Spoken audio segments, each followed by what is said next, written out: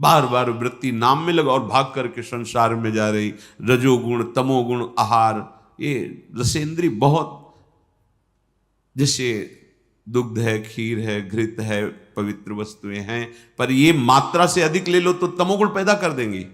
है सात्विक, तमोगुण पैदा कर देंगी। मात्रा में प्राण पोषण होता रहे, ये शरीर को अपना मैं मानकर रसेंद्री जिस स्वाद पूर्वक जो हम पाते हैं, ये भजन नहीं होने देता। बहुत बहुत ये अनुभव की बात है, क्योंकि जीवन इसी में गया है।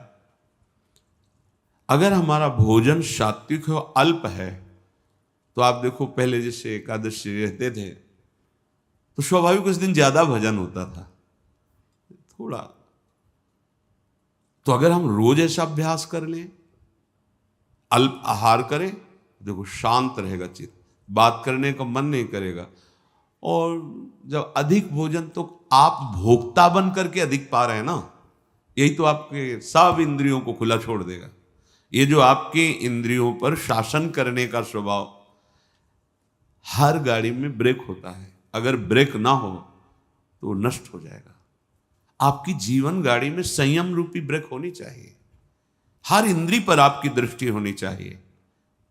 इस समय किसका वेग है, जनेन्द्री का कि रसेंद्री का, नेत्रेंद्री का कि वाकेंद्री का, उदर का वेग है, किसका वेग है। हर समय सावधान, संयम रूपी ब्रेक बिल्कुल। जैसे कोई भी रास्ते पे चलता है ना, तो पैर भी ब्रेक में बिल्कुल सावधान, जरा तुरंत। आप ब्रेक को भूले हुए, संयम रूपी ब्रेक ही नहीं है। जो मनाया बोल रहे, जो मनाया खा रहे, जो मनाया देखा है, जहां मनाया खड़े हैं, जैसा मनाया व्यवहार कर, नहीं, ये उपासक का लक्षण नहीं है। सात्विक भोजन बहुत जरूरी है, बहुत जरूरी। पर भाई रोज सुन लो, पर मानोगे नहीं तो कोई फर्क। अल्पाहार करो, देखो कितना अच्छा लगता है। बढ़ रहा है, चर्बी बढ़ रही, पेट बढ़ रहा है, वजन बढ़ रहा है, भजन नहीं हो रहा है। आप कहते भजन नहीं हो रहा, क्यों नहीं हो रहा है भजन? आप गृहस्थ हैं, बहुत मेहनत करते हैं, आपका ठीक है, जितना समय भजन में मन लगे, बीच बीच में नाम स्मरण किया, समर्पित कर दिया, सारे सेवा कार्य भी, वो भी भजन हो गया। समझिए, इन्हीं के राग के त्याग को वैराग्य कहते हैं, और वैरागी ही अनुरागी होता है। जगते होए फिरे वैरागी, वृंदावन रस में अनुरागी। जब तक ये जग का मतलब हम बाहर देखने लगते हैं, यही है जग, इससे राग छोड़ो, सबसे छूट जाएगा। मूल यही है, इंद्रियों के राग, मन के राग, शरीर के राग, इसको समझो, अध्यात्म को समझो। भूल मत करो, भूल मत करो। इसको सजाने का मतलब है बंधन दृढ़ कर रहे हो, समझो। ये शरीर तुम नहीं हो, या अंगूठी, यहां वो चैन सोने की और ये वो, आप इस शरीर का राग पुष्ट कर रहे हो। शरीर का राग पुष्ट होगा तो वासनाओं की धूम मचेगी, वासनाओं के वशीभूत होकर आचरण करोगे, दुर्गति हो जाएगी। और वही हो रहा है, हम शरीर राग पुष्ट कर। हाँ नहीं भाई, जैसी परिस्थिति, आप धनी हो ठीक है, आपके पास है, पहनो, राग पूर्वक नहीं। अगर राग पूर्वक तो फिर वासनाएं बढ़ेगी, रजोगुण बढ़ेगा, वो आपको बांध लेगा, स्वाभाविक है। प्रियाजू को अर्पित करो, प्रसादी आभूषण, प्रसादी वस्त्र। गृहस्थ हो तो, विरक्त हो तो बस जो गुरु ने वस्त्र दिया उसी रहने से, आजीवन उसी रहने से, कुछ भी परिवर्तन नहीं, कुछ भी अधिक नहीं, एक भी वस्तु अधिक नहीं, जैसे जितना वैसे। विरक्त होने के बाद शरीर का श्रृंगार नहीं, ये शरीर का श्रृंगार नहीं है, ये दासत्व है। वृंदावन की रज और स्वामिनी का प्रसादी चंदन और गुरु परंपरागत तिलक की आकृति, ये हमारे शरीर का श्रृंगार नहीं है, ये हमारी स्वामिनी जी के दासत्व का स्वरूप है। लेकिन किसी भी तरह से शरीर को श्रृंगारित करना, राग को पुष्ट करना है। श्रीपाद कह रहे हैं, अप शुष्क फलादि भक्षयन, रूखा सूखा फल अन्न जो मिल जाए, भक्षयन, प्राण पोषण के लिए डाल लो, उस पे बुद्धि अपने, जहां सुनते हैं ना, क्या है आज खीर, आज ये, आज वो वस्तु, तो पहले आपका चिंतन बना, संभालना, चिंतन बना रागात्मक। अच्छा, आप एकाग्र हुए, हर्षित हुए, गए। वो वस्तु तो बाद में सेवन करेंगे, वृत्ति तो पहले आपने खराब कर ली। आपको सुनकर हर्ष नहीं होना चाहिए। अगर भगवत प्राप्ति करनी है तो प्रियाजू का प्रसाद है, बस इतनी बुद्धि रखनी। वो क्या क्या है ये मुझे नहीं देखना है, प्रियाजू का प्रसाद है, वो जैसा भी हो, वो हमारी लाड। प्रसादम स्वामिन्या स्वकर दत्तम प्रणयता। श्री स्वामिनी जी ने प्रेम पूर्वक कृपा करके हमें जो स्वाद पाते हुए अब प्रसाद दिया, हम उससे पाते हैं, उससे अपने प्राणों का पोषण करते हैं। नाम वाणी से स्वरूप का पोषण होता है और प्रगट प्रसाद से देह का पोषण हो रहा है। अगर हम नाम वाणी में चित्त नहीं दिया तो शरीर पोषण को भी संभाल नहीं पाएंगे। पक्की बात समझो। अगर हम नाम वाणी, तो फिर नाम वाणी से विस्मृत है तो ये अनुभव की बात कहते हैं। प्रसाद पाते हुए भी आपका संयम नहीं रहेगा। नाम वाणी सेवक शरण सदा रहे, अनत नहीं विश्राम, कै वाणी हरिवंश की, कै हरिवंश। या तो भगवत लीला भरे पद गुनगुना रहे हैं, नाम मंत्र चल रहा है, स्वरूप का पोषण। अगर स्वरूप का विस्मरण तो देह भाव में विचरते हुए फिर बात नहीं बनेगी। प्रभु का प्रसाद देह पोषण और नाम वाणी स्वरूप पोषण, ये बैठा लो अपने हृदय में। अगर आप स्वाद बुद्धि से भोक्ता बन करके पाओगे तो नाम वाणी चला ही नहीं सकते। किसी भी इंद्री को बढ़ावा देना अपने भजन को नष्ट कर देना है। आप प्रार्थना है, थोड़ा समझिए, आप शरीर नहीं हैं, आप इंद्रिय के द्वारा भोगे हुई वस्तुओं के भोक्ता नहीं हैं। आप स्वरूप में स्वयं अखंडानंद हैं, स्वयं भगवदानंद हैं। आप अपने आनंद को भूलकर जो शरीर भाव से विषयों में विचर रहे हो, कभी आनंद का अनुभव नहीं होगा।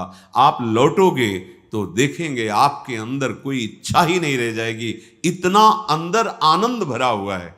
आनंद समुद्र हो तुम, कैसे समझाएं। पानी में मीन पियासी, मुँह सुन सुन आवे हांसी, महापुरुष जन कहते हैं। पानी में मीन पियासी, मुँह सुन सुन आवे हांसी। अरे आनंद सिंधु के मध्य में वास करने वाले आनंद सिंधु, तू इन बिंदुओं से, ओस कणों से अपनी प्यास बुझाना चाहता है, हंसी की बात है। तू आनंद समुद्र में है, आनंद सिंधु मध्य तो वासा, और मर कहा रहा है, ओस कणों से प्यास बुझाना चाहता है। रसेंद्री को संभालिए, बार बार प्रार्थना है, नहीं पछताओगे। ऐसे दिन कटते चले जाएंगे, ऐसे दिन। जब भजन में मन लगता है ना तो सब कुछ व्यर्थ लगता है। आप जिस कार्य के लिए निकले हो, या जिस कार्य के लिए आप वृंदावन वास कर रहे हो, या सत्संग सुन रहे हो, आपकी कितनी तन्मयता है। आप देखते हो अपनी वृत्ति को कहाँ है, कितनी देर मंत्राकार रहती है, कितनी देर प्रभु में रहती है, कितनी देर विषयों का चिंतन करती। देखो आप अंदर, वही बहिर्मुख बने प्रपंचा आसक्त। कैसे कैसे उस परमानंद का अनुभव करो। हम कहते जो गृहस्थ में है, थोड़ा नाम जप कर रहे हैं, वो अपने गृहस्थ कार्य को भगवत समर्पित कर रहे हैं, ठीक है। आपके लिए तो 24 घंटे प्रभु ने केवल भजन के लिए दिया है। जो वृंदावन वास कर रहे हैं, वैराग्य भाव से रह रहे हैं, 24 घंटे भजन के लिए, प्रमाद के लिए तो कोई एक मिनट भी आपके लिए नहीं है। अब आपको क्या चिंता है? ना आपको शरीर पोषण की चिंता है, ना आपको, सब प्रियाजू के चरणों में अर्पित कर दिए। तो अब एक मिनट भी भजन छोड़ना ये आपके लिए बहुत हानिकारक है। किसके लिए? अच्छा खा लिया, प्रमाद युक्त होकर पड़े हो, जिसे तुम अच्छा समझते हो अच्छा नहीं है, वो सब मल बन जाएगा। नाम जप, मंत्र जप, प्रभु के पद गान। रोना आता है आपको कभी एकांत में? तड़पना आता है आपको? कभी आप चिल्ला के रोए एकांत में देख प्रियाजू? कभी हृदय में ऐसी पीड़ा हुई, क्या करूं, कहां जाऊं, कैसे? कैसे प्रभु मिले, हे नाथ अब कैसे मिलोगे। रोज का रोज मन की प्रवृत्ति को देखता हूं, प्रभु आपके योग्य नहीं, आप कैसे चिल्ला चिल्ला के रोना आता है। क्या करूं, कहाँ जाऊं। ओ अंदर अंदर पता नहीं कब शरीर छूट जाए, प्रभु आपका दर्शन नहीं हुआ, अभी कोई स्थिति प्राप्त नहीं हुई, अभी निरंतर मंत्र नहीं चल रहा। ये कभी आप विचार करते हैं? कभी आप इस स्थिति को झांकते हैं? रोज प्रवचन हो रहा, टाइम से सुन लिया, रोज अपनी दिनचर्या खाया पिया, बस आप देखो तो आपके अंदर क्या चल रहा है। ये कोई ऐसा थोड़ी कि भाई ड्यूटी है, अब बोल दिया और तुमने सुन लिया और बस चल दिया, ऐसा नहीं है। हम एक अध्यात्म के पथिक है, हमें अपनी स्थितियां देखनी है। जो मन बुद्धि में इंद्रियों में कुछ गलतियां हैं उनको अपनी दृष्टि पे रखना है। हमारे में दूर करने का बल नहीं लग रहा तो हम अपने आराध्य देव से प्रार्थना करते हैं। हम मंत्र जब और बढ़ाते हैं, नाम जब और बढ़ाते हैं और उन गलतियों को बिल्कुल बिल्कुल रोकते हैं, उनको नष्ट करते हैं। क्योंकि यही है नाम जब मंत्र जब से आप देख लेना, आप जो चाहेंगे वो हो जाएगा। मंत्र जब का प्रभाव तो होता है कि चाहे खत्म हो जाती है, आप देखो तो करके। पर वो मंत्र जब करने के लिए, भजन करने के लिए, अध्यात्म में आगे बढ़ने के लिए इंद्रियों का संयम जरूरी है, जरूरी। हमने महापुरुषों को देखा है, संग हुआ है, बड़े ही विरक्त महापुरुष, तो प्रयाग में भी थे साथ कुछ समय।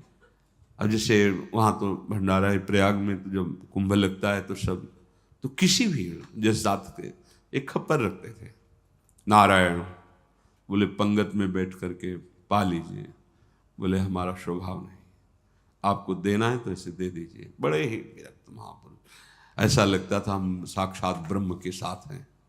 हाँ सामने पदार्थ लाए, ये हाँ ये नहीं ये, और इतना जितना लिया और गंगा किनारे बैठ करके ब्रह्मार्पणम ब्रह्म हवेरु, शांत रात दिन अपने चिंतन में, कहीं कोई प्रपंच का भान नहीं।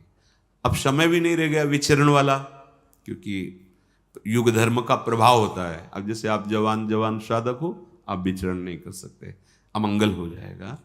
अब वो ना मना स्थिति ऐसी है और ना समाज स्थिति ऐसी है।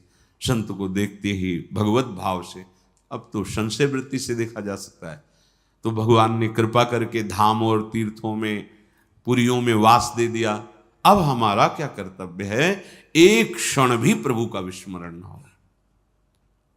हमें जगत मंगल के लिए कुछ और करने की जरूरत नहीं है।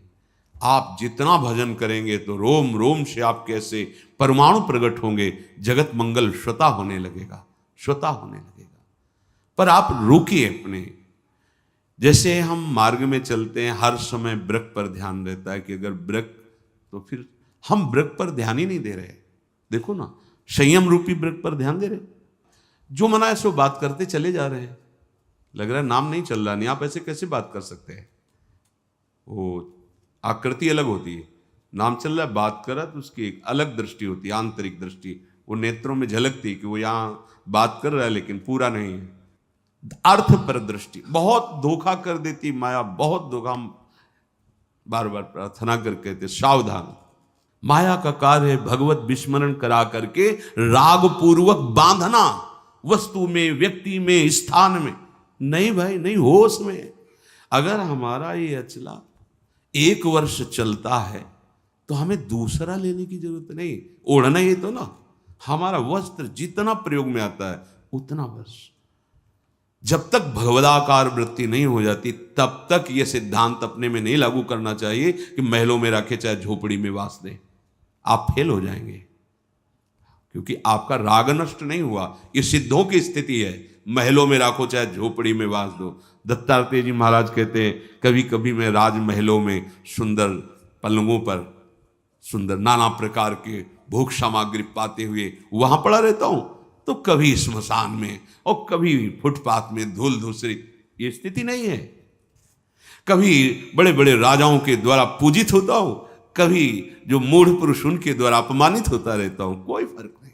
अपनी स्थिति नहीं है, ये सिद्धों की स्थिति है। महलों में राखो चाहे झोपड़ी में वास दो, अपनी स्थिति अभी राग युक्त है, हमको बचना है।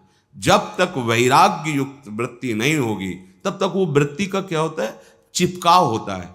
किसी वस्तु चिपक गया, किसी व्यक्ति उस पर चिपक गया, कैसे चिपका आप जानोगे? जब आप एकांत होगे, उस वस्तु की याद आवे, उस व्यक्ति की याद आवे, तो मौसम आप आसक्ति, वो हर वस्तु, व्यक्ति, स्थान, और हमारी वृत्तियां फैलती रहती है।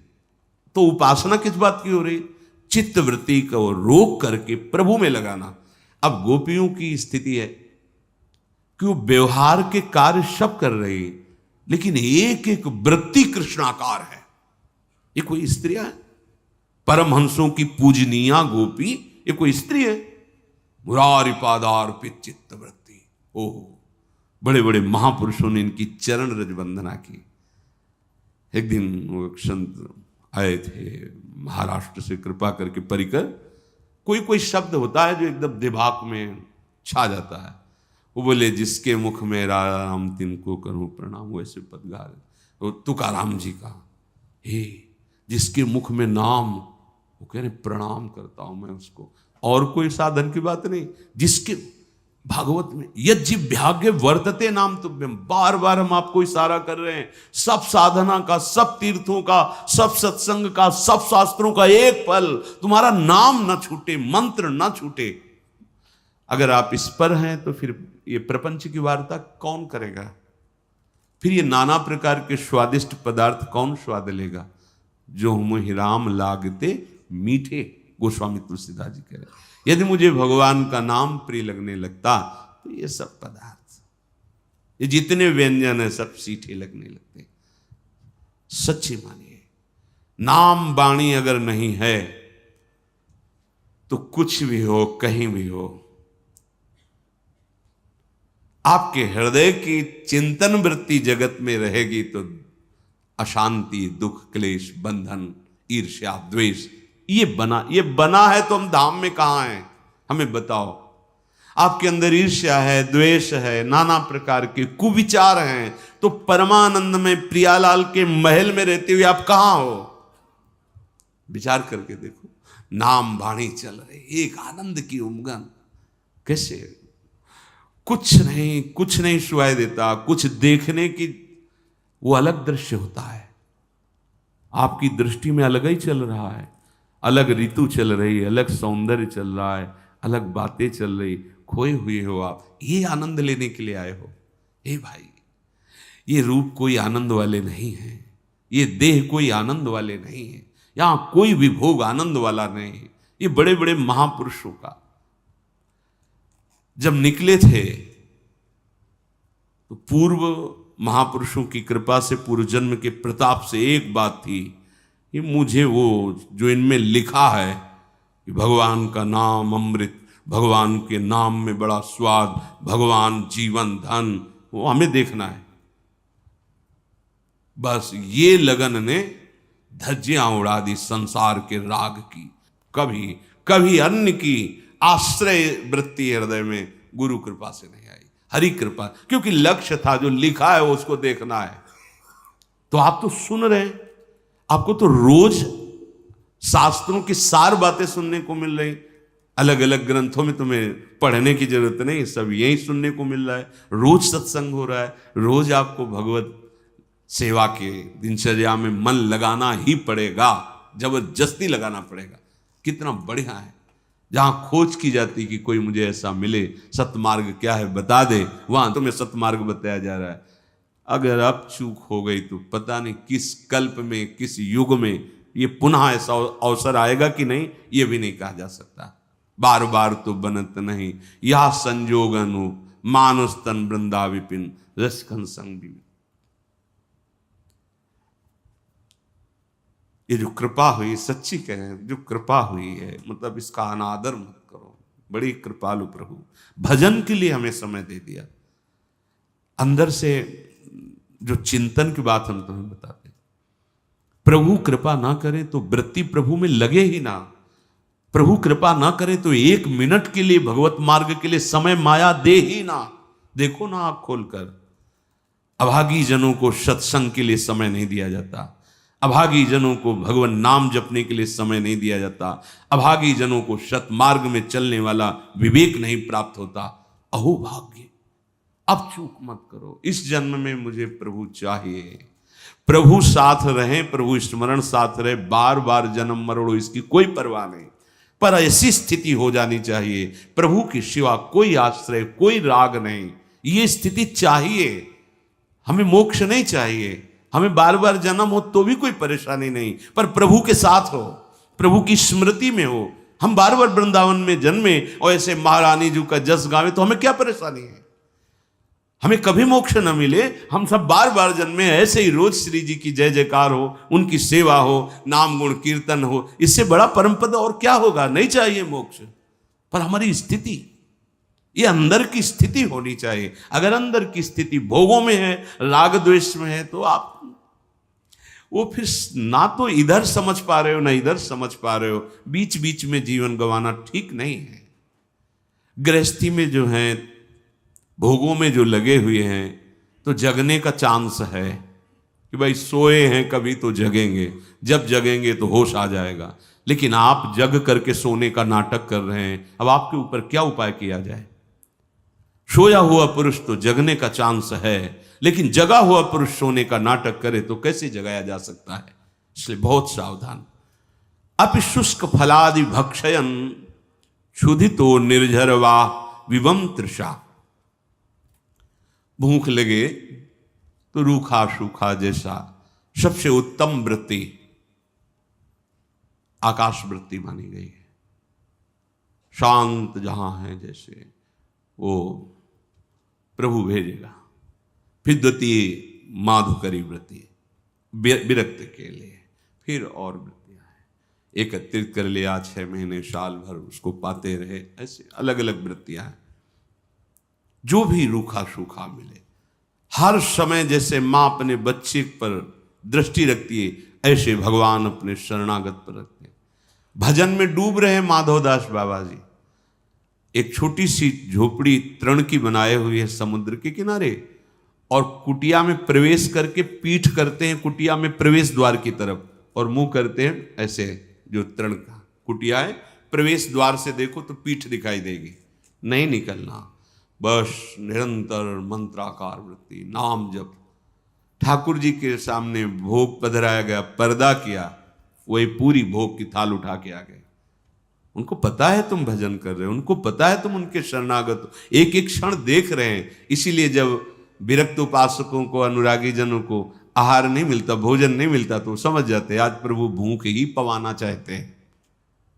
ठीक है, प्रसन्न एक समय है, चिंतन गया, देखा नहीं है, समय रात बस अपने स्वरूप में। आज प्रभु की ऐसी इच्छा है, आज प्रभु का यही विधान है, क्योंकि वो देख रहे हैं ना, वो देख रहे हैं। प्रभु स्वयं अपनी थाल लेकर के गए, बाबा प्रसाद, भजन पूरा हो जाएगा, हमने रख दो, बाद में अपनी थाल ले जाना। कितने निरपेक्ष। हमें प्रभु हर क्षण देख रहे, हमें चिंता नहीं करनी। विरक्त की बात करें, गृहस्थ में जो कर्तव्य कर्म है, जो कुछ धर्म के द्वारा वो बनाओ, भोग लगाओ, अतिथि सेवा करो, परिवार की सेवा करो, भगवान नाम जप करो, वो सब कुछ प्रभु को समर्पित कर दो, वही गति होगी जो एक विरक्त की होती है। हमें प्रभु प्रतिपल देख रहे, ये बात हृदय में बैठा लो। हर समय आप प्रभु की नजर में हो, वो तुम्हें देख। ऐसा मत समझो कि जैसे कुछ लोगों को ऐसा होता है कि गिन के नाम जप करें तो उसमें रहेगा इतना, अगर बिना गिने तो मतलब शायद गणना में ना आवे। नहीं नहीं, एक एक वृत्ति तुम्हारी वहां प्रभु की दृष्टि में है। नाम की अधिक आवृत्ति हो बार बार, इसलिए माला का आश्रय लेते हैं। नहीं, खास बात है सुमिरन, चित्त वृत्ति का प्रभु में निरंतर लगे रहना। माला से हो, काउंटर से हो, आजकल चला है, या बिना माला से हो, जैसे भी बने तुम्हें, तुम्हारी वृत्ति प्रभु में लगी रहे। उसके लिए आवश्यक है आपका आहार शुद्ध होना।